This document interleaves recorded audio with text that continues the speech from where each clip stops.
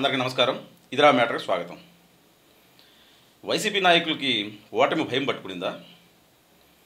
జగన్మోహన్ రెడ్డి వాస్తవంలోకి వచ్చాడా? అంటే పరిస్థితులు ఆయనకి ఇప్పుడిప్పుడే అర్థమవుతున్నాయా? అంటే ఓడిపోబోతున్నాం అనే విషయం ఆయనకి అర్థమైపోయిందా? అంటే ఈ వై నాట్ 175 ఆ ధీమా అంతా ఇప్పుడు పోయినట్టేనా? అంటే పరిస్థితులు చూస్తుంటే నిజం అనిపిస్తుంది. ఆయనకి ఓటమి తప్పదన్న విషయం అర్థమవుతుంది. ఎందుకంటే లేకపోతే ఇవన్నీ రావు కదా. అందుకనేసి ఇప్పుడు ఆయన పర్యటన మొదలెట్టినప్పటి నుంచి జనస్పందన చూసినప్పుడే, అంటే ఖాళీ బిందెలతో స్వాగతం పలకడం, ఒక్కో చోట చెప్పులు పడడం, ఇవన్నీ చూస్తుంటే జనం అసలు పలచబడిపోవడం పూర్తిగా. అంటే సిద్ధం అనే సభలు మొదట ఉత్తరాంధ్రలో మొదలెట్టాడు.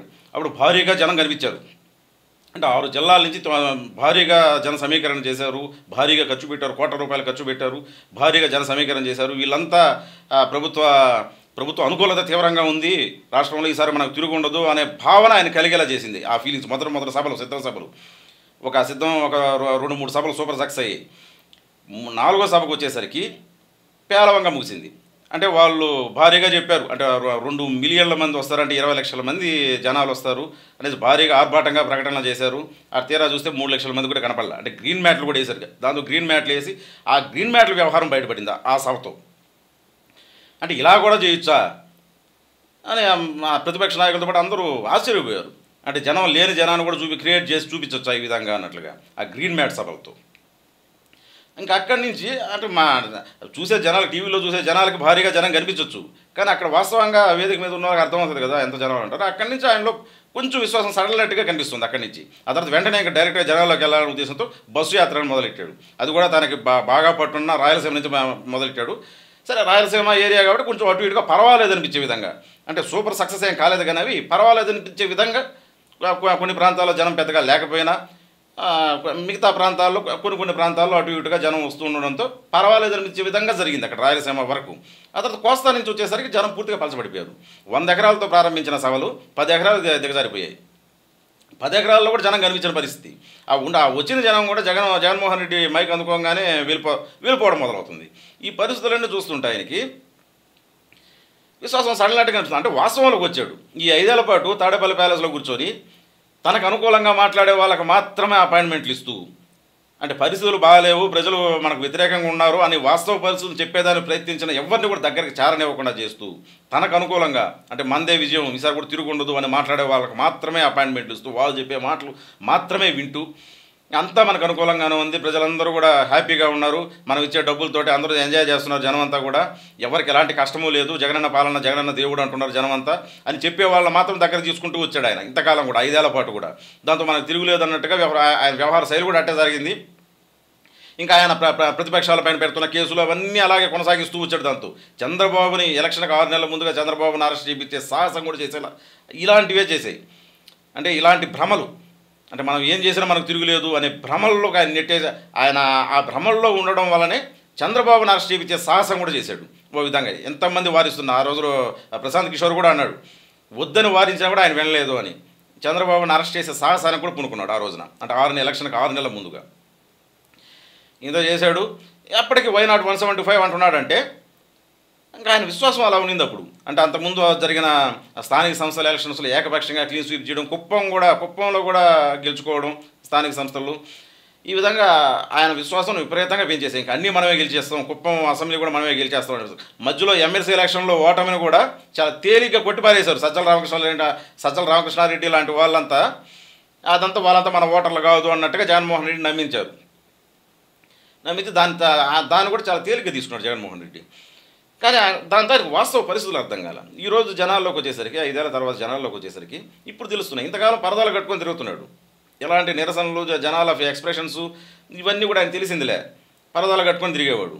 కానీ ఈరోజు ఒక్కసారితో బయట వచ్చేసరికి ఇప్పుడు వాస్తవ పరిస్థితులు అర్థమవుతున్నాయి. దాంతో ఇప్పుడుగా అంటే నిజానికి కోస్తాలో ఆయన యాత్ర మొదలైనప్పటి నుంచి ఆయనకు వాస్తవం పూర్తిగా బోధపడింది.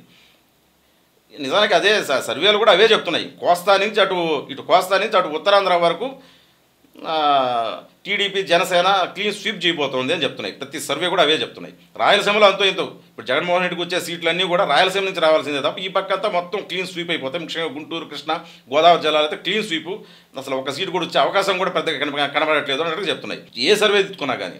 మొత్తం మీద అన్ని సర్వేలు కూడా చెప్పేది ఏంటంటే ఆ పక్క కోస్తా నుంచి అటు ఉత్తరాంధ్ర వరకు ఒక్క విజయనగరం మినహా మిగతా అన్ని జిల్లాల్లోనూ ఆ పార్టీ పరిస్థితి దయనీయంగా ఉందని చెప్తున్నాయి. వాళ్ళ కంచుకోట్ల నెల్లూరు జిల్లాతో సహా అన్నీ పోతున్నాయని చెప్తున్నాయి అన్ని సర్వేలు కూడా. ఆ సర్వేల ఫలితాలను ప్రతిబింబించే విధంగానే జరిగింది. ఈయన బస్సు యాత్ర కూడా కోస్తాలకు ఎంటర్ అయినప్పటి నుంచి జనం ఈ స్పందన లేదు. అసలు జనం ఆయన యాత్రను అసలు పట్టించుకునే పరిస్థితి కూడా లేదు. ఇలాంటి పరిస్థితుల్లో ఈయనకి వాస్తవం అక్కడి నుంచి బోధపడడం మొదలైంది. ముఖ్యంగా గుంటూరుకు వచ్చేసరికి గుంటూరులో దారుణంగా అటర్ ఫ్లాప్ అవడంతో అక్కడి నుంచి ఈ డ్రామాలు మొదలెట్టి ఇంకేదో కావాలి, మనకు బలమైన ఏదైనా కావాలి అంటే ఆయన చేసింది ఏం లేదు కదా. అంటే అభివృద్ధి అనేది చేయలేదు. ఏదైనా ప్రభుత్వం అంటే ఐదేళ్ల తర్వాత ఎలక్షన్కి వెళ్ళేటప్పుడు ప్రభుత్వం వాళ్ళు చేసిన అభివృద్ధి కార్యక్రమాలు ఇప్పటివరకు చేసినట్టు ఏంటి, రేపు మళ్ళీ మేము అధికారంలోకి వస్తే ఏం చేయబోతాం అలాంటివి చెప్పుకుంటారు. అలా చెప్పుకునేదానికి ఇంకేం లేవు. ఓన్లీ నవరత్నాల మినహా ఇంకేం లేవు ఆయన చెప్పుకునేదానికి. ఆయన ఇప్పుడు వచ్చినా కానీ 2014లో తెలుగుదేశం పార్టీ మేనిఫెస్టో ఎత్తుకొని చూపిస్తాడు ఆయన. అవి చూపిస్తూ చంద్రబాబు అది చేయలేదు, చంద్రబాబు ప్రత్యేక హోదా తేలేదు, చంద్రబాబు ఇది చేయలేదు, చంద్రబాబు పోలవరం పూర్తి చేయలేదు అవి చెప్తున్నాడు తప్ప 5 ఏళ్ళ నుంచి నువ్వేం చేసావని చెప్పట్లే. అంటే ఈయన మేనిఫెస్టోని చూపించట్లే. 2019 ఈయన చూపించిన మేనిఫెస్టో ఏంటి, అందులో ఆయన చెప్పింది ఏంటి, ఏమేం చేశాడు, ఏం చేయలేదు అలాంటి అవన్నీ చూపించట్లేదు. అదే ప్రత్యేక హోదా 2014లో చంద్రబాబు తేలేదని చెప్తున్నాడు తప్ప 2019 నుంచి 24 దాకా ఈయన ఏం చేశాడో చెప్పట్లే.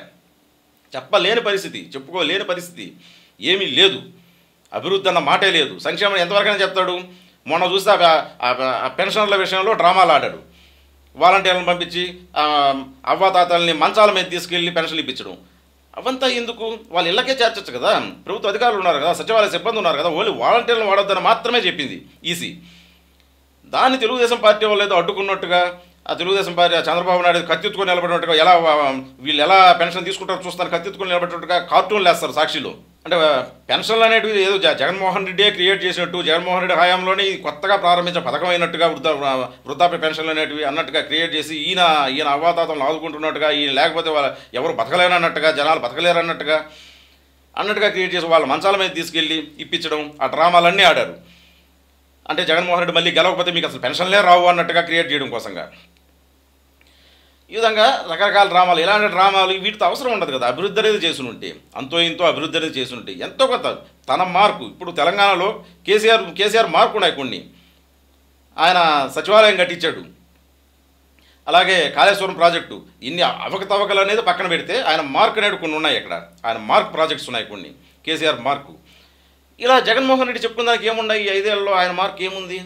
ఏమీ లేదు, అరాచకం మినహా.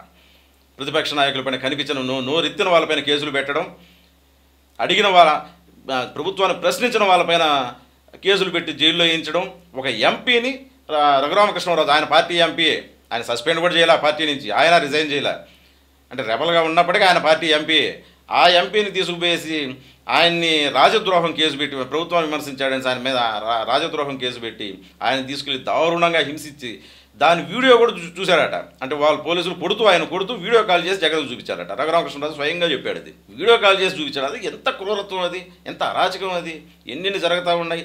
రాష్ట్రాన్ని అభివృద్ధి అనేది పక్కన పెట్టి రోజుకి రాష్ట్ర పరిస్థితిని దిగదారు చేశాడు పూర్తిగా. ఇలా చేయకుండా అంతో ఎంతో అభివృద్ధి అనేది చూపించుంటే, ఈ సంక్షేమంతో పాటుగా అంతో ఎంతో అభివృద్ధి అనేది కూడా చూపించుంటే కొత్తగా చూపించాల్సిన అవసరం కూడా లేదు. చంద్రబాబు నాయుడు ఎక్కడైతే ఆపాడో అక్కడి నుంచి కంటిన్యూ చేస్తున్నా సరిపోయేది కదా.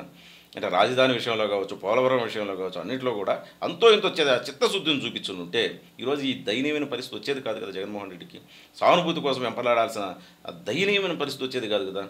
చెప్పుకునే దానికి అంతో ఇంతో ఏదో ఒకటి ఉండేది కదా. అవి కూడా లేకుండా స్వయంగా ఆయనే చేసుకున్నాడు. ఈరోజు ఓటమి భయంతో ఇంకో సానుభూతి డ్రామాలు ఆడుతున్నాడు. మరో కోడికత్తి డ్రామా. ఇప్పుడు సోషల్ మీడియాలో ఈ రాళ్ళ దాడి పైన ఎలాంటి స్పందన, ఆయనకు అనుకూలంగా స్పందన అయితే ఎక్కడ కనపడట్లే. వాళ్ళు ఏదో ఆశించారు, ఆ కోడికత్తి డ్రామాలాగా ఏదో క్లిక్ అవుతుంది. ఆ రోజు కోడికత్తి డ్రామా అప్పుడు ఆయన ప్రతిపక్షంలో ఉన్నాడు కాబట్టి జనం మోసపోయారు. ఆ రోజున అధికార పార్టీ ఏదైనా చేస్తుంటుందేమో లేసి నమ్మారు ఆ రోజున. ఈరోజు ఆయనే ముఖ్యమంత్రిగా ఉన్నాడు స్వయంగా. అధికార పక్షంలో ఉన్నప్పుడు కూడా ఇలాంటి డ్రామాలు ఆడితే ఎవరు పట్టించుకుంటారు? అందులో లాస్ట్ డ్రామాలు చూశారు కదా జనాలంతా. అవి చూసిన తర్వాత మళ్ళీ సేమ్ డ్రామా, ఒకవేళ సానుభూతే కావాలనుకుంటే ఆయన కొత్త డ్రామా ఏదన్నా స్టార్ట్ చేస్తున్నా బాగుండేది.